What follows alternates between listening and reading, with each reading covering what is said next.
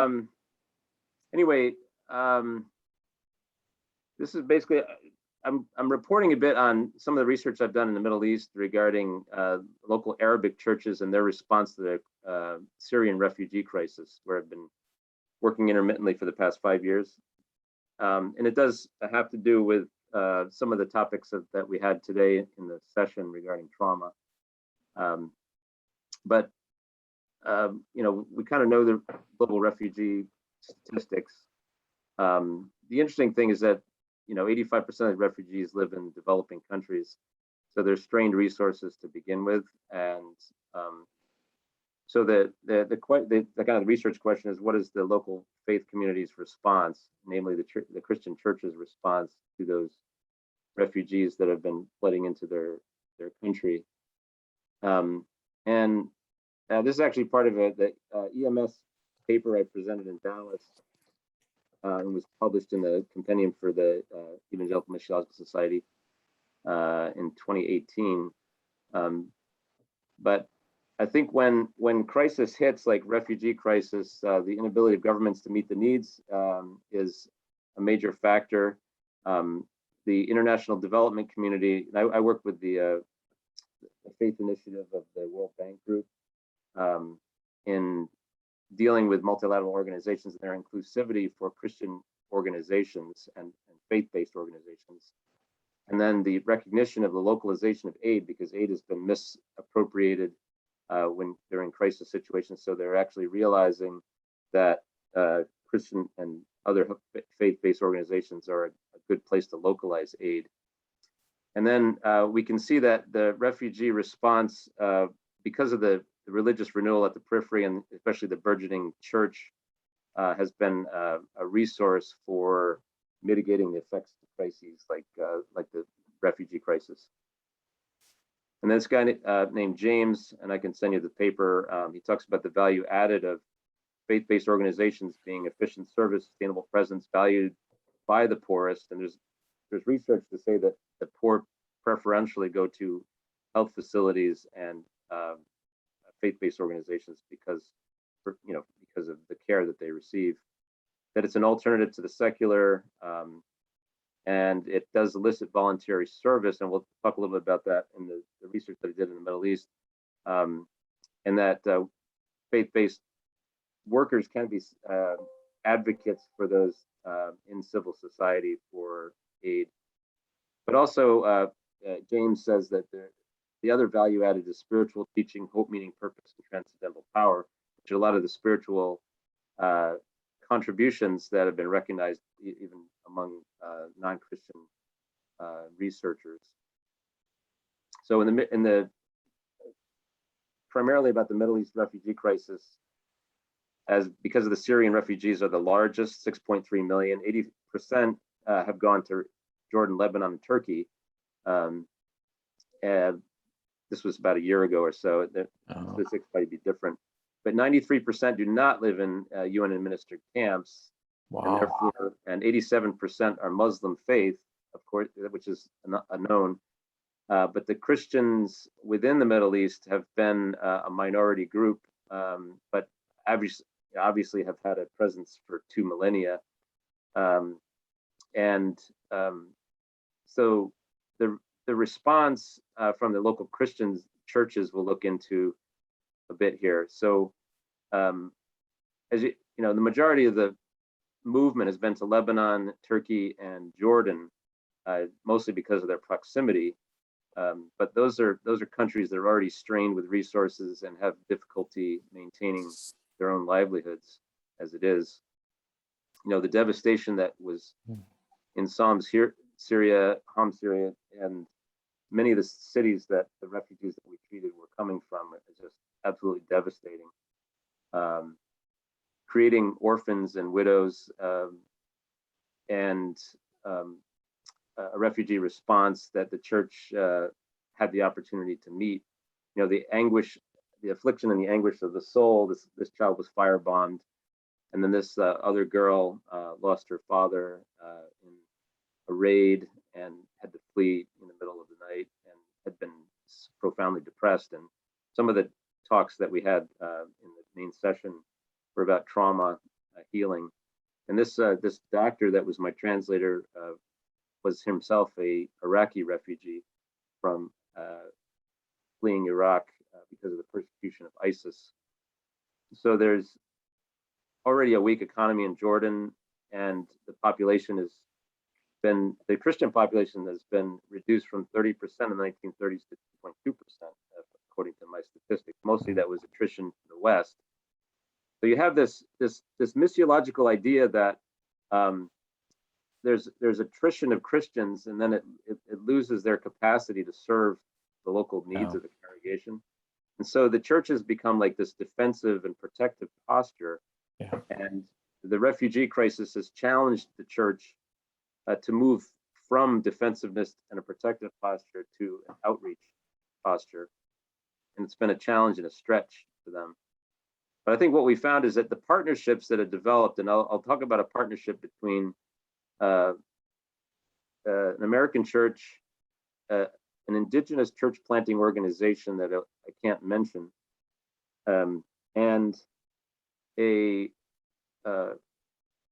local Nazarene churches. These are Nazarene churches that have been there for a long time, and that their paradigm shifts have occurred in the midst of this crisis. Paradigm shifts that allow newfound levels of opportunity and service during the crisis. Some of the Iraqi refugees that came fleeing from ISIS in the last few years have themselves been contributors to the spiritual vitality of the local Nazarene churches. As they've come, Nazarene churches have enfolded them into their fellowship, and they have served as examples of service to the incoming refugees because they themselves are refugees. So it's kind of an interesting dynamic. And in speaking with one of the pastors there, he told me that the churches have found this new paradigm about the cities of refuge. So from the scriptures in Numbers and Joshua about the cities of refuge in the Holy Land, that were there basically to be places of refuge from blood vengeance cycles, and it really spoke to them, and they said to themselves, "We feel ourselves that we're cities of refuge for these traumatized." And often, most of the refugees are basically in the crossfires, or they're innocent collateral damage from the two warring parties between the Shia and Sunni conflict and the political conflicts. So the churches that are small in number, as I mentioned, and marginalized and ignored for the most part, became places that the refugees would flock to because of their invitation for outreaches. So in the analysis of these church leaders in these Arabic-speaking Jordanian churches and these 6 cities of refuge on either side of the Jordan served as examples of Kadesh, which means sanctification, the setting apart of those who were refugees. And these were the indigenous church planting pastors that were sending out others into the Arabic world to plant churches. But they themselves were not NGOs or doing care, but they worked with the local churches and with the NGOs that were delivering services and providing support for the refugees. Second was one of the other cities, which means power. And the prayers that we had with the Muslim refugees, we did not doubt the potential power encounters, and some of the those who were MBBs explained so much in so many words the power encounters that they had that awakened them to the light of the gospel. So the prayers for them were received. Hebron is called fellowship. So there's an aspect of fellowship that comes from being a refuge for those who were displaced. And many of the displaced actually find disillusionment with Islam and of a longing for belonging because of their communal nature. So when they see churches, they become drawn to them in a way. Bezer means clearly in view, and these are one of the Bibles that were distributed occultly to the Muslim believers in the Middle East that you had to use ultraviolet light to read, but those could be easily passed across borders. The other city called Ramoth means lifted up, so that as the snake was lifted up in Christ in the desert, and this is at Mount Nebo, looking out over the Jordan Valley. That gives an opportunity for Christ to be exalted within the churches during those times. And then Golan is the Hebrew word for joy, which is sort of the purpose of being there. And the joy that can come from health related services can lead to mutual sharpening, and we observe this. This is the guy I led to Christ in residency, served with me, and a pediatrician that's a local Jordanian pediatrician had come to faith from the Islam a few years before that, but he felt such unction to be able to help the refugees. And these churches actually became sanctuaries for fleeing Muslims that were, and this lady is Wahhabi, and would never set foot in a church, but yet with these medical outreaches, there was a felt need. And then the same pediatrician did home-based healthcare outreaches, which we wrote a paper on, bringing the service of health to these people at their point of need and at their point of living. And that was in a sense, exalting Christ as our city of refuge. So this paper I published with the Practicing Hope in the EMS, volume 28, Great. one of the chapters. I also presented this at the conference at Princeton University, Seeking Refuge, Faith-Based Approaches of Forced Migration. I was on a interfaith panel with a rabbi and an imam and a Buddhist priest, basically represented the Christian approach as a medical doctor and a theologian. And so there was opportunity to bring some of those things that I learned from the folks in the Middle East to bear on an interfaith dialogue about the refugee crisis. So that's pretty much all I had there, and I'm sensitive to the time, Dave, and I don't want to lose your time there. Well, it's interesting to me because my 18-year-old daughter has spent, she's in her second year in northern Iraq, a town called The Hook, and she's working as a nanny for a couple who does relief work there among refugees. I think mostly Yazidi, but also Syrian refugees. But this year, she's been able to do a lot more work in the refugee camps. So she's primarily there to be a nanny for this worker. They've got 6 kids, and so there's a lot of stuff to do there. But this year now, she's been doing a lot more stuff in the refugee camps. So it's really opened her eyes. It's been a great experience for her. Just being at the age she is, to be over there and to see that world. But one question that I was going to ask you, if 80% of these refugees are in non-UN refugee camps, who is sponsoring those refugee camps if they're non-UN? Because the sense you get is that the UN does everything, So if they're not UN, is it just a hodgepodge of private groups that are doing these things? Yeah, so when there was the early part of the crisis, now 8 years ago, I think it is. There was the necessity of setting up these camps and then most of the camps were in Lebanon. They were in one of this Bakar Valley, and the other one was in northern the Zakari refugee camp, which is in northern Jordan, north of Amman, Jordan. It was necessary to have the camps because of the acute housing need.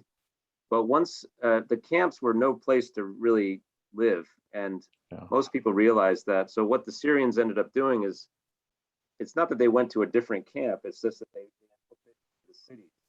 They went out and they found refuge in different social services within cities. They went to stay with relatives, anything but the camps. So the camps don't really become, great service opportunities. But the point being that the Nazarene churches that were embedded in some of these cities, the Syrian refugees came to them. They didn't have to go to the camps because you had to have special clearance to get to the camps. And so in a sense, the opportunity was knocking right at their doorstep. Yeah. Well, that's an amazing thing too, about that, because I know historically in a lot of Asia, going way back historically, you had these Christian minorities, right? And that was the question. They were kind of like just survival mode, no real witness, because if you did, you might get killed. So under Muslim rule, under Chinese rule, if you go further east. So it was like, you're just trying to survive. And in large swaths of that area, it's been kind of like that for a long time, but you've had some of these churches that have been there just for centuries, ever since very early after Christ. They've had an existence for centuries. And but what kind of existence is it, if you're just barely hanging on? And then now in these more recent decades, huge exodus, like you said, so that there's hardly even what was there is now almost totally gone. And man, that's a loss. But I mean, if I was in their shoes, I'm not sure what I would do. So difficult. Well, the pastor in Amman, Jordan, was about to go to northern Iraq to help a pastor out there, and they were on the edge of the ISIS territory. Yeah. ISIS was basically, a few kilometers from them, and they were very obviously afraid. Yeah. And yet this pastor went there, and he came back and shared the story about how this pastor said, we were meant here to be here for a reason. These people are going to need us when ISIS comes through. We're not leaving, essentially. And it was an incredible testimony of the faith that he had.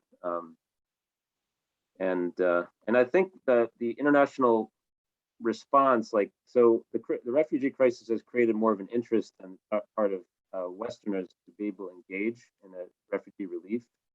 So, and their enthusiasm, I think, and this is where, short-term missions has some role to engage and sharpen, at least to enthuse those people who are in these older churches to get engaged. So it's that cross sharpening that we saw. And they had to move beyond their insularity. But in Jordan, actually in Lebanon, they were reaching Yazidi and Kurdish refugees. And what happened is that they moved from mobilizing their church that was otherwise depending on the pastor to do all the work. They focused on the diaconate ministry. They focused on this idea of this refuge, cities of refuge, and they had to overcome this prejudice against Syrians, for example, because they occupied their own country. Yeah. But a lot of that was broken down by the biblical paradigms that they applied, and then these churches became mobilized, and they volunteer work, and now they're having tea midweek and having healing health seminars at the same time they're sharing the gospel. So there's some movement going on. Yeah. That's great.